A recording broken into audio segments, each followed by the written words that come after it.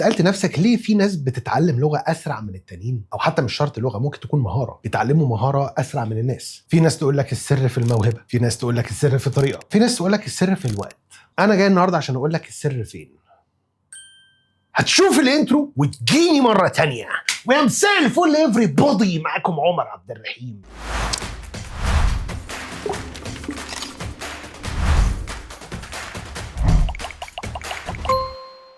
اهلا وسهلا بيكم يا بنات ويا شباب في فيديو جديد. انا عارف ان انا كل مره بقولها يا شباب ويا بنات، بس قلت كان نوع من انواع التغيير. بصراحه هي مش تغيير ولا حاجه، انا اتلخبطت فعديتها عادي. اول حاجه انت محتاج تعرفها ان انت عشان تتعلم حاجه انت مش بتجمع معلومات وخلاص. التعلم الصح هو انك تستخدم اللي انت بتتعلمه على طول عشان يثبت. يعني لو هنتكلم على الانجليزي على سبيل المثال، ما تقعدش تحفظ كلمات كتير قوي من غير ما تستخدمهم، لان هتلاقي نفسك واجزم لك انك هتنساهم. فهتحتاج ان انت لما تتعلم كلمه جديده او تحفظ كلمه جديده ان انت تتدرب عليها وتحطها في جمل. استخدم قاعده ال20-80 او ال80-20. 20 عليك وده اللي انت هتاخده او دي المعلومه، وده اللي بيوصلك للنتيجه اللي هي بتكمل لك ال80% الباقيين، فبيبقى عندك ال100%. فالمعلومه بتديك 20 والتطبيق بيديك ال80. التطبيق الفوري ده من ضمن الحاجات اللي انت لازم تعتمدها في اي حاجه. لو ذاكرت حاجه النهارده او تعرفت على حاجه النهارده جديده عليك، اعملها تطبيق في ساعتها. لو جيت تعملها تطبيق في تاني يوم هتلاقي نفسك ناسي منها حاجات.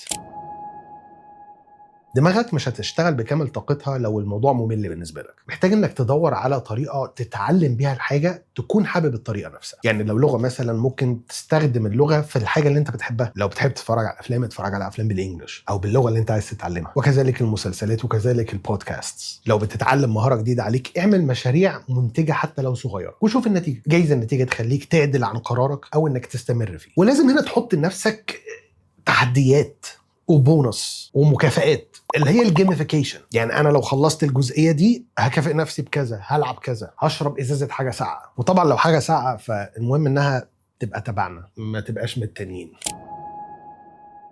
من اكبر المشاكل اللي بتواجه الناس ان هم بيحطوا هدف كبير قوي فبيحس ان الهدف كبير وبعيد. الصياعه بالنسبه لك انك تقسمه لاهداف صغننه. في حديث عن الرسول عليه الصلاه والسلام بيقول لك احب الاعمال الى الله ادومها ولو قل. يعني انت لو هتصلي قيام الليل مره في الشهر وخلاص او مره في السنه والموضوع انتهى، ربنا سبحانه وتعالى هيحبك اكتر وهيحب العمل ده منك اكتر لو حافظت على ركعتين ولكن على طول. هنطبق نفس المبدأ ده على كل حاجة تانية. بدل ما تقول أنا هحفظ الكتاب ده في شهر، لا، أنت هتحفظ الكتاب ده في سنة، بس كل يوم هتتعلم منه 5 دقايق بس. هتلاقي المعلومة اللي أنت اتعلمتها في ال5 دقايق دول ثبتت أكتر، هتلاقي نفسك حابب الموضوع ومش حاسس بملل، وده الأهم. لو هندي مثال على ده بشكل حي، يعني اللغات، ما تقولش أنا كل يوم هتعلم 50 كلمة، لا، كل يوم اتعلم 5 كلمات فقط، بحد اقصى 10 كلمات. فما تستقلش بال10 كلمات اللي هو يا عم انا اتعلم 10 كلمات في اليوم، ما يعملوا لي ايه دول؟ ال10 كلمات دول يعني 300 كلمه في الشهر، يعني في السنه 3600 كلمه. والسؤال هنا بقى، انت فاكر منهم قد ايه؟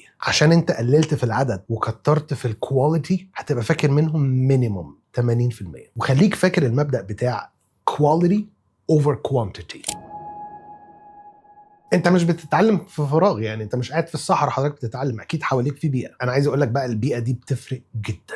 وهنا انا مش قصدي بيها زي ما انت فهمتها، قصدي بيها الناس اللي حواليك، لا، البيئه اللي انت عاملها لنفسك على حسب الحاجه اللي انت بتتعلمها. يعني لو مثلا بتتعلم لغه، محتاج ان انت تخلي البيئه اللي حواليك بتساعدك تتعلم اللغه دي. تتعلم انجلش، خلي الاخبار اللي انت بتتابعها تكون بالانجلش. بتسمع بودكاست، اسمع بالانجلش. الراديو اسمعه بالانجلش، وهكذا. طبق الفكره دي على اي حاجه انت بتتعلمها. لو مهاره صعبه ان انت تلاقي حد حواليك بيتعلمها او صعب تطبقها زي اللغه، اقعد حوالين ناس بتتعلم نفس المهاره دي، هيضيفوا لك وانت هتضيف لهم، وهتحس ان انت متشجع طول الوقت. وهنا برضو خلي مبدأ في بالك ان التكرار هو اللي بيخلي الحاجه فاميليار على دماغك، يعني مألوفه، مش جديده عليك، مش غريبه، مش صعبه.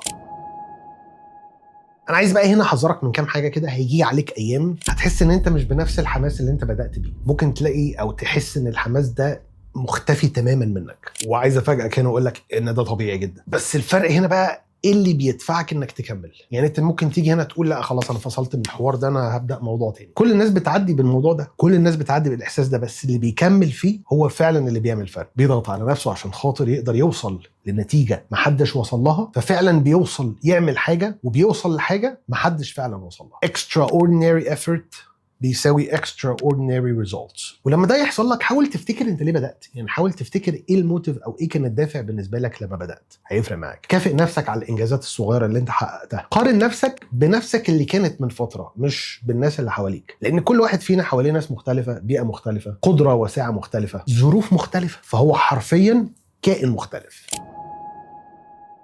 في طريقة كده كنت بتبعها أنا شخصيا لما كنت بحاول أتعلم لغة جديدة أو مهارة جديدة، وهي learning by teaching. يعني إيه؟ يعني إنك تعلم اللي أنت بتتعلمه. يعني ذاكرت حاجة جديدة أو اتعلمت حاجة جديدة، اشرحها لحد غيرك. ده هيثبت المعلومة وهيخليك تشوف المعلومة بمنظور مختلف، ومش هيحس بده غير فعلا اللي جرب ده. طب لو مفيش حد حواليك، سجل فيديو يا عم واتفرج عليه. في البداية الموضوع هيبقى ويرد وغير مقبول، بس بعد كده هتاخد عليه. عايز افكر نفسي بقى وافكرك ان التعليم او التعلم او تعلم شيء هو مش رحلة يوم او اسبوع، هو انك تتعلم حاجة هو اسلوب حياة. بما اني بني ادم زيك فاقدر اؤكد لك، وانت اكيد عارف ده كويس، ان احنا كل يوم بنتعلم حاجه جديده. وفي كل مره تيجي تتعلم فيها حاجه جديده افتكر ان السر مش في قوه الكورس او في قوه الكتاب، السر في انك تستخدم المعلومات دي صح وتطبق عليها صح، والاهم من ده كله انك تستمر. فاكر اول جمله انا قلتها لك اول الفيديو، ليه في ناس بتتعلم اسرع من غيرها؟ الجواب عندك دلوقتي، وده هو السر.